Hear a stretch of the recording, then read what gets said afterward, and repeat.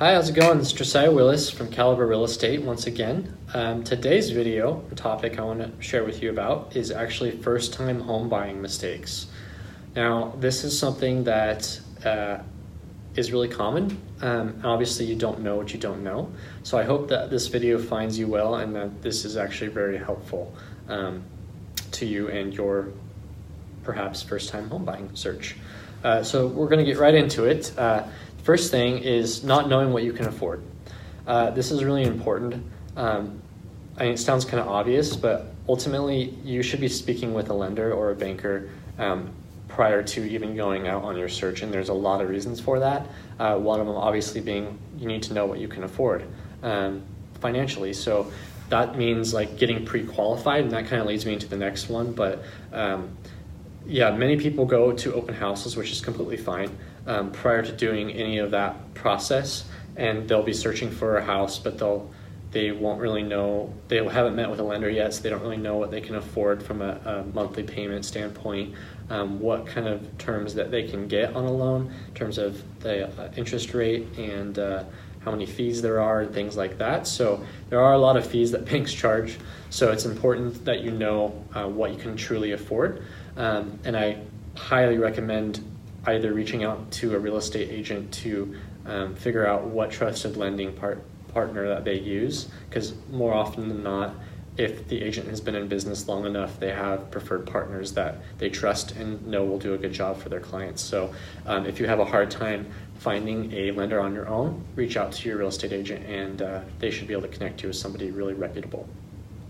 So the next thing is skipping mortgage qualifications. So when you go out looking for a property and you don't know what necessarily you can afford, or maybe you do, but you just haven't actually met with a lender, not being pre-approved is really a deal killer from a perspective of it. If you're trying to make an offer on a house that you haven't been pre-approved, the seller or the listing agent is not going to take you seriously because you're not pre-qualified, which means they don't know whether or not you actually can afford it or whether or not the deal will go through. And from the seller's perspective, they do not want to enter into a contract with somebody who might not be able to close on the contract, and then they'd have to get out of that contract, and then even though they would take your earnest money and then relist their property. Meanwhile, they've been off the market for 30 days or whatever, and when something's been taken off the market and then put back on as active, a lot of people think, well, what's wrong with the property? Why didn't it close? Well, that's just something that the listing agent now has to explain to people when they call in, and there's a negative connotation with that property. So from the seller's perspective, they don't want to enter into a contract with somebody they know that, or they don't know that they can close on the property. So the other reason too for skipping the mortgage qualification being a mistake, or the pre-approval, is the fact that you as a buyer might come across a property you really love and you want to make an offer on it, but then you don't win on the offer because of what I just explained with the seller not thinking you can close, especially going up against other offers that can and have pre-approval letters. That means that you just found the property of your dreams and now you're disappointed because you're not going to get it. Well, you can alleviate that headache by not going searching first until you've already been pre-approved and pre-qualified. So the next thing that's a mistake that most people think or don't do is considering the additional expenses that need to be paid monthly. So if you're going into an HOA community, whether it be condominium or condos, or single family homes that still are in an HOA community, which stands for Homeowners Association, by the way, there are certain homeowner dues that are required to be paid apart from your mortgage. Sometimes it's paid at the same time as your mortgage, but generally you pay that separately to the Homeowners Association, and that fee can range from, it just really depends, honestly, because there might be special assessments on the homes or condominiums within that Homeowners Association because of updates to siding, updates to sidewalks, painting, roofing, whatever it is. Those could be pretty high, and depending on the reserves of the HOA, they could be high as well. So that's something to take into consideration. Another cost, obviously, is insurance and property taxes. Those are additional costs you need to factor into what you can afford. So a lot of people don't take that into consideration, and that needs to be taken into consideration. Another mistake is being too picky. And, honestly, I haven't run into too many people who are overly picky to the point where they can't make an offer on a place. But there is something to be said about being too picky, and especially if it's something that you're picky about that can actually easily be changed later. Maybe not right away, but being too picky, like no house is perfect. Even something as like my parents ended up building their own house and then they remodeled it years later, and there's still stuff that they would say that they would like to probably change even after remodeling it a second time, and they did a whole tear down. So it's there's never a perfect house, so being too picky can actually keep you from actually finding one that would fit perfectly for you and your family and that you can update later. And that kind of brings me into my next point. Is another mistake is lacking vision. Now, I don't mean to come down hard on people for this, but it's actually really common for people not to have vision of what something could be, right? And I have issues with that sometimes myself, so it's nothing to be ashamed of, but you have to understand that there are opportunities out there for you to update a house that might be a diamond in the rough. And Caliber is really good at helping people do that, because we have partnerships with contractors and subcontractors and plumbers, electricians, etc., that can work on your house to spruce it up. And then also you could get a renovation loan that we, with one of our lending partners, that allows you to bake in the cost of fix up into your loan amount. And it's actually a really great idea if you can secure the property, because then it allows you to fix it up the way you like it, but also get into the property probably with more starting equity than purchasing full retail with a turnkey property, in the sense that there's a little bit of sweat equity that goes into it, and once that sweat equity is done, the home is worth more now than when you bought it, obviously. So that's a great thing for a home buyer to keep in mind. The next thing is compromising on the important things.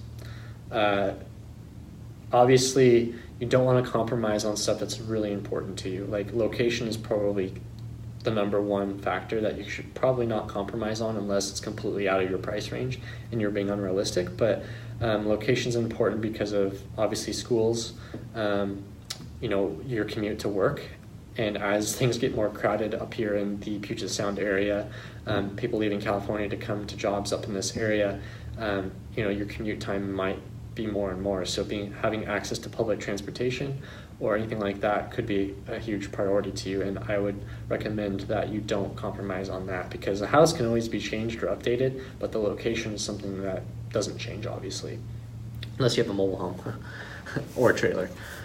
But moving on. So neglecting to inspect is another issue. I don't think I've run into many people who have refused to inspect, but if you're considering not doing an inspection, that is a huge risk that you should not take, in my opinion, if you don't have to. And then obviously not choosing to hire an agent or using a seller's agent is something that is a mistake a lot of people make. On the buy side of things, if you're a home buyer, you don't pay the commission. It comes out of the seller's proceeds. And a lot of people argue that, well, I am paying for it because I could get a cheaper purchase price if the agent wasn't going to get paid. But honestly, market value is not set based on the fact of whatever someone's going to get out of it, or pay. Like it's the market price that someone's willing to pay for it, and that has nothing to do. Market price has nothing to do with us agents' commission. So I think it's a poor argument in the sense that buyers aren't really truly covering the cost of hiring an agent. So it makes a lot of sense to hire an agent if you're a buyer, because they're going to work on your behalf, treat you as their client, which means they're going to go to bat for you on the negotiating side, the valuing side, and making sure you're getting into a property that is well worth the money that you're spending. So definitely hire an agent if you have the means to do so. And then not thinking about the future is probably the top mistake that many people make. And what I mean by that is, like, are you planning on having a family or starting a family? That's something that needs to go into your decision-making process with expansion, room to expand, or how long you plan on living there. if you plan on moving to take a job somewhere else, or you plan on moving back to wherever you call home or something like that. Thinking of those things, because it's important to know what you should budget for one, but what's also happening in your community, right? Is there a lot of vacant land nearby? Will it be redeveloped? Will the zoning change? All these things factor into affecting your price or your property's value, right? So if you do plan to move, you want to make sure that your property value is higher when you do plan to move than when you bought it, obviously. So paying attention to what's happening in the neighborhood, the local neighborhood, and what is happening on the zoning perspective is really important and vital for you to get into a property and being well prepared, essentially. So that's basically it. I mean, that's pretty much the main mistakes that many first-time home buyers make. Hope you do not make any of these mistakes yourself. And if you're looking at buying for the first time, I would love to have a conversation with you and see how I could help you and put your needs first and foremost. And I would love to help you. So if you're interested in the investing side as well, you can contact me directly. But if you're wanting to purchase a home, give me a call. You can reach me at 360-560-8073, and I would be happy to help you along this process. And congratulations, by the way, if you've gotten to this point, because it's no small thing purchasing a house. It's a huge milestone in many people's lives, and it's something to be proud of, and something I would love to help you with, because ultimately, building family legacy is important to me, per se. So I would imagine it's important to you, and having a place to call home is sort of one of those steps in that for many people. So hope this has been really helpful for you, and give me a call. Thank you.